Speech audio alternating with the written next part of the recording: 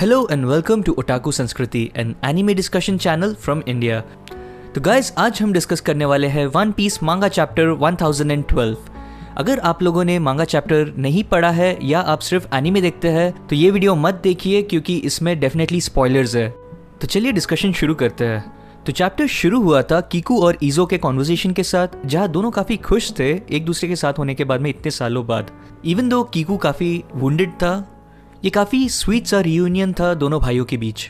But क्योंकि ये battle front है और यहाँ कैजुअल सा कॉन्वर्सेशन भी काफ़ी रेड फ्लैग्स रेज करता है, इन दोनों का मिलना और वापस से अलग अलग डायरेक्शंस में चले जाना, जहाँ कीकू किएमोन के साथ में मोमोनोसुके के डायरेक्शन में जाते हुए नजर आता है और ईजो किसी और डायरेक्शन में, इट मेक्स मी बिलीव कि कहीं इन दोनों में से कोई एक सर्वाइव ना कर पाए। ऑफ कोर्स मैं चाहता नहीं हूँ कि ये हो, बट डेफिनेटली इस तरह के थॉट्स मेरे दिमाग में आया ये कॉन्वर्सेशन देखने के बाद। और ध्यान में रखने की बात यह भी है कि ईजो एक्चुअली व्हाइट बियर्ड पायरेट्स का भी पार्ट रह चुका है, जिसके वजह से जो भी रेमिनेंट्स है व्हाइट बियर्ड पायरेट्स के, डेफिनेटली मुझे लगता है कि इनका कोई स्टोरी प्रोसीड होना चाहिए जहाँ पे एडवर्ड वीवाइल एंटर करे।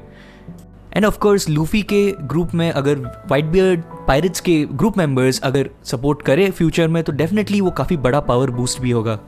इसके बाद हम देखते हैं कि किनेमोन मूव कर रहा है टुवर्ड्स मोमोनोसुके जिस डायरेक्शन में है, और हम ये भी देखते हैं कि नेकोमामुशी को पता पड़ता है पेड्रो के डेथ के बारे में, और वो प्रोसीड करता है एक डायरेक्शन में जो कि मैं बिलीव करता हूँ कि इज टुवर्ड्स पेरोस्पेरो। अब पेरोस्पेरो पेड्रो के डेथ के लिए रिस्पॉन्सिबल था, तो डेफिनेटली ये मैचअप सेंस तो बनता है, but at the same time मुझे लगता है कि ये फाइट या मैचअप शायद इंटरप्ट भी हो सकता है। इसके बाद सीन कट होके हमें ले जाता है जहाँ पे मोमोनोसुके, शिनोबू और यामाटो है। यामाटो एक सब्स्टिट्यूट डॉल को लेके आगे बैटल फ्रंट की तरफ बढ़ता है, और जो उसके पास में ओडन की जर्नल थी वो मोमोनोसुके को दे देता है। ये मुझे एक काफ़ी इंपॉर्टेंट सा प्लॉट पॉइंट लगा, बिकॉज मोमो का एबिलिटी यहाँ पे डिस्प्ले हुआ था जहाँ पे वो वॉइसेस सुन पाता है, और वो कहता है कि यहाँ पे दो लोगों की आवाज़ अभी भी गूंज रही है। आई एम श्योर ओडन ने अपने लॉग्स में ज़रूर उन आवाज़ों के बारे में लिखा होगा जो उसने सुना था जब वो फिशमैन आइलैंड जा रहे थे, अलॉन्ग विथ रॉजर जिसने ये आवाज़ें भी सुनी थी। आई एम श्योर ये जर्नल मोमोनोसुके को काफ़ी हेल्प करने वाला है फ्यूचर में। इसके बाद हम प्रोसीड करते हैं एक बहुत ही फनी सेक्शन में, जहाँ पे हम देखते हैं कि ज़ोरो एक्चुअली एक क्रॉस के शेप में बैंडेजेस में भरा पड़ा है और सांजी उसे लेके इधर उधर घूम रहा है।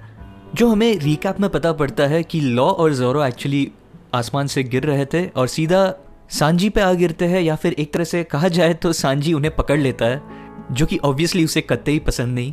यहाँ पे हमें ज़्यूस भी नजर आता है, जैसे सांजी पूछता है कि वो नामी के साथ क्यों नहीं है। वो ऑफ कोर्स बिग मॉम के डायरेक्शन में जा रहा है, but the crazy part is Nami वहीं पे है, and I would like to see how he reacts to that. Zeus literally पिसने वाला है बिग मॉम और नामी के बीच। इसके बाद लॉ प्रोसीड करता है मेरे ख्याल से बिग मॉम के डायरेक्शन में, ज़ोरो को सांजी के केयर में रखकर। और आगे के कुछ पैनल्स मुझे बहुत ही पसंद आए हैं फॉर द रीज़न कि ये डिपिक्ट करता है सांजी और ज़ोरो के डायनामिक्स को, क्योंकि यहाँ पे एक म्यूचुअल रिस्पेक्ट भी नज़र आता है इन दोनों के बीच में। एट द सेम टाइम जो इनके गैग्स रन होता है वो तो होता ही है, बट जो बेस्ट पार्ट ये है कि इन दोनों का म्यूचुअल जो ट्रस्ट है लूफी के ऊपर वो शो होता है। कि जब सांजी ने पूछा कि लूफी का मैच कैसे चल रहा है, और क्लियरली ज़ोरो ये कहता है कि लास्ट मोमेंट पे लूफी ने कुछ फिगर आउट कर लिया है and he is going to win, जो कि without a hesitation Sanji except करता है। इस तरह के छोटे छोटे मूवमेंट्स भी मुझे काफ़ी चिल्स देते हैं, और मुझे लगता है कि एनिमे में जब ये सीन आएगा डेफिनेटली स्पाइन चिलिंग होने वाला है। अब ये सब होने के बाद में, जो कि मेरे ख्याल से सेटअप था, एक्चुअल में आते हैं जहाँ पे एक्चुअल एक्शन हो रहा है। इस मोमेंट में हम आते हैं वहाँ पे जहाँ पे इस वक्त बिग मॉम है, और उसने जो हालत कर रखी रहती है पेज 1 की, डेफिनेटली उल्टी was not happy about it. इसके बाद एक बहुत ही कॉमेडिक सा सीन होता है जहाँ पे लिटरली बिग मॉम को चीयर करते हैं उसॉप और नामी, और रिस्पॉन्स में कहती है कि इसके बाद में तुम्हारी बारी है। ये सुनकर नामी without a second of hesitation सीधा साइड पलटती है और उल्टी को सपोर्ट करने लगती है कि चलो let's take down Big Mom together, जिसका उल्टी भी बहुत ही सिमिलर सा एक रिस्पॉन्स देती है। और बात ऐसे हो जाती है इनकी जैसे आगे कुआ और पीछे खाई, जिसके बाद नामी और उसोप उनके रेगुलर स्टैंडर्ड जो स्ट्रैटेजी होती है उसमें आ जाते हैं, दैट इज दुम दुबा के भागो। एट दिस पॉइंट उल्टी काफ़ी अनॉयड होती है कोमाइनू, जो कि वो डॉग लायन टाइप क्रीचर है, क्योंकि वो काफ़ी फास्ट होता है और ये उन तक कैचअप कर नहीं पा रही थी। तो डेफिनेटली वो एक काफ़ी स्ट्रॉन्ग सा हेडबट करती है कोमाइनू को, ताकि ये लोग एक पोजीशन पे अटक जाए, जिसकी वजह से ऑब्वियसली नामी, उसोप और तामा जो उनके ऊपर सवार थी वो लोग गिर जाते हैं। बट उल्टी उतने में रुकती नहीं है, शी कीप्स ऑन अटैकिंग कोमाइनू, जो देखकर टामा काफ़ी परेशान होती है और वो उसे रोकने की कोशिश करती है और वो लिटरली उसे बेग करती है कि उसे हार्म ना करे क्योंकि वो उसे अपना बेस्ट फ्रेंड कंसिडर करती है। ये सीन देखकर तो डेफिनेटली मैं बहुत सैड हुआ था and for some reason I really feel very protective about Tama as a character. I am sure Oda जो ऑथर है वन पीस के, उनका डेफिनेटली प्लान होगा कि वो हमें ऐसा फील करवाए।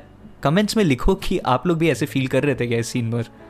एनीवेज, इस सीन के बाद में कुछ ऐसा हुआ जो कि लिटरली जिसके बाद में टोटल हेल ब्रोक लूज। उल्टी ने हाथ उठाया टामा के ऊपर में, लिटरली बाकी तीनों लोग जो वहाँ प्रेजेंट है, that is Big Mom, Usopp और नामी के सामने, जिसके बाद में literally there was a monster born in the scene and I am not even talking about Big Mom. I am definitely sure आप लोगों को भी पता है मैं किस कैरेक्टर की बात कर रहा हूँ।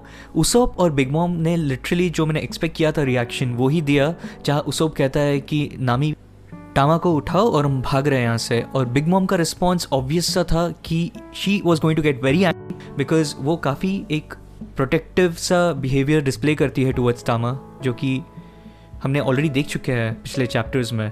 और ऑब्वियस सा एक फीलिंग आता है कि उसके बाद में बिग मॉम डेफिनेटली अटैक करी उल्टी को, but then surprised by a very strong attack from Nami, जो कि यूजुअली रिसॉर्ट करती है वहाँ से एस्केप करने में, बट उससे बिल्कुल बर्दाश्त नहीं हुआ ये थॉट कि टामा जो कि एक छोटी सी बच्ची है उस पर कैसे किसी ने हाथ उठाया। ये शॉट डेफिनेटली मैं एक तरह से एक्सपेक्ट कर भी रहा था और नहीं भी कर रहा था। मैं होप कर रहा था कि ये हो और ये एक्चुअल में हुआ।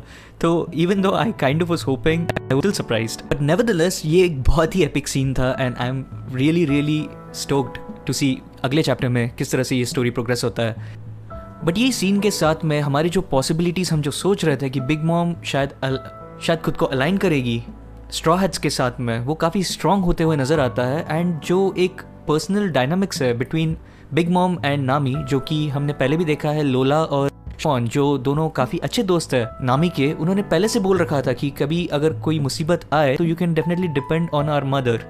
अब ये हमने अब तक चैप्टर्स में कभी ऑब्जर्व करा नहीं था कि बिग मॉम ऐसा कुछ कर भी सकती है, बट वो स्कोप बढ़ चुका है अभी जिस तरह का बिहेवियर हम देख रहे हैं बिग मॉम के साथ में। And at the same time because chiffon और लोला जो कि डॉटर्स है बिग मॉम के, इवन दो उन्होंने जो हार्डशिप्स देखी है बिग मॉम के साथ रहते हुए, उन्होंने डेफिनेटली ऐसे कुछ मोमेंट्स देखे होंगे जहाँ बिग मॉम एक्चुअल में काफ़ी केयरिंग है। और उनका ये कहना नामी को कि you can depend on big mom जब तुम कभी मुसीबत में होंगे, डेफिनेटली इस पार्ट को रेफरेंस कर रहा होगा कि अभी बिग मॉम जो कि काफ़ी इम्प्रेस होगी नामी पे बेस्ड ऑन किस तरह से नामी अभी नेक्स्ट फ्यू चैप्टर्स में शायद परफॉर्म करे या फिर उसका पर्सनालिटी डिस्प्ले हो।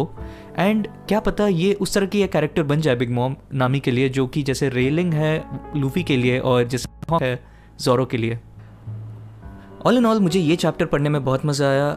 मैं इसे एक सॉलिड 6 आउट ऑफ 10 का स्कोर दूंगा।